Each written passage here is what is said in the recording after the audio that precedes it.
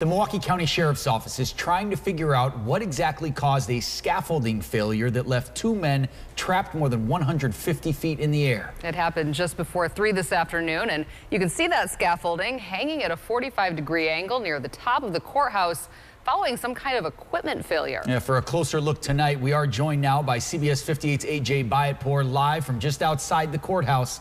AJ, good evening. Well, Jessup, Natalie, good evening. Onlookers gathered here outside the courthouse to see that large piece of scaffolding hanging in the air at a 45-degree angle. And right now, crews are still working to try to retrieve that said piece of scaffolding. You can see they've brought in a large blue crane to try to get that thing wrangled.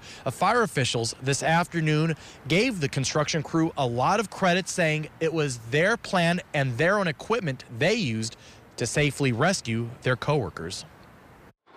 Got up top, we were able to lower one of our radios and actually just be in direct verbal communication with the individuals. Fire Chief Aaron Lipsky says there were challenges during Thursday's courthouse rescue. We did have a brief language barrier issue.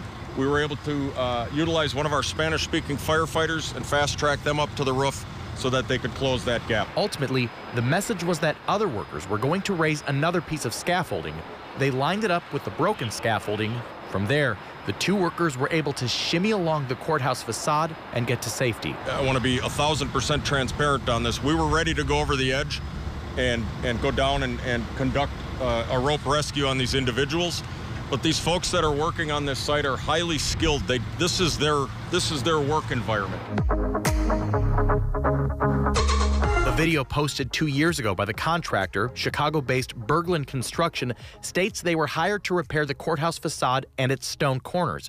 As for the broken piece of scaffolding, the sheriff's office says it will keep the immediate area blocked off. We were concerned that potentially some equipment was going to come down. That didn't happen, thankfully, but we're going to remain on scene throughout the night to ensure that nothing comes down, and if it does, there's no one around and that everyone's safe. While many would find this site to be terrifying, Lipsky says he was not surprised the construction crew itself was fairly calm the entire time. Just their exposure repeatedly to working in that environment, it isn't quite as scary for them as it would be for the average person, 11 stories up looking down at the ground.